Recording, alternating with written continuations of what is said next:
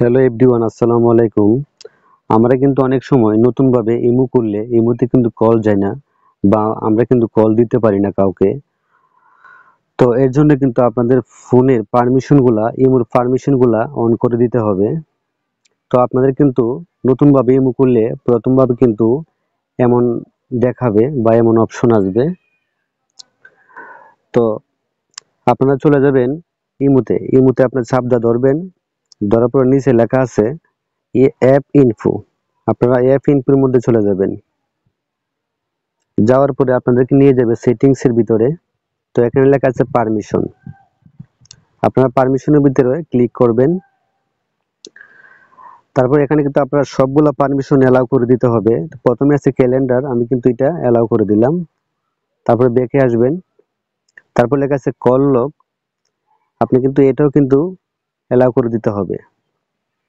এখানে যা আছে সবগুলা কিন্তু অ্যালাউ করে দিতে হবে। তারপরে ক্যামেরা, এটাও অ্যালাউ করতে হবে। তারপরে আছে কন্টাক্টস, এটাও অ্যালাউ করতে হবে। তারপরে আছে ফাইল এন্ড মিডিয়া, এটাও আপনার অ্যালাউ করে দিতে হবে। তারপর লোকেশন অ্যালাউ করে দিতে হবে। মাইক্রোফোন,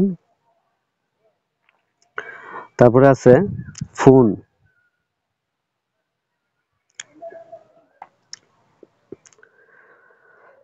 এখানে যা আছে সবগুলা কিন্তু নিয়ারবাই ডিভাইস, এটাও কিন্তু অ্যালাউ করে দিতে হবে। এখানে যা আছে সবগুলা কিন্তু অ্যালাউ করে দিতে হবে, তা না হলে কিন্তু আপনারা নতুনভাবে ইমো খুললে ইমোতে কল দিতে পারবেন না, কারণ পারমিশনের কারণে কিন্তু কল যায় না।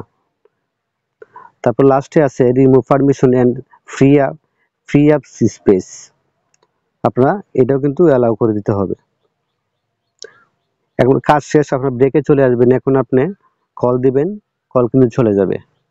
আর আপনারা কিন্তু নতুনভাবে ইমো করলে এমন একটা অপশন আসতে পারে, আপনার সেটিংসে ঢুকবেন, ঢুকার পরে কিন্তু আপনাদেরকে সেটিংসে ক্লিক করবেন, আপনার কিন্তু সেটিংসে নিয়ে আসবে এবং পারমিশনও নিয়ে আসবে। আপনি কিন্তু এখান থেকে পারমিশনগুলা সব অ্যালাউ করে দিবেন।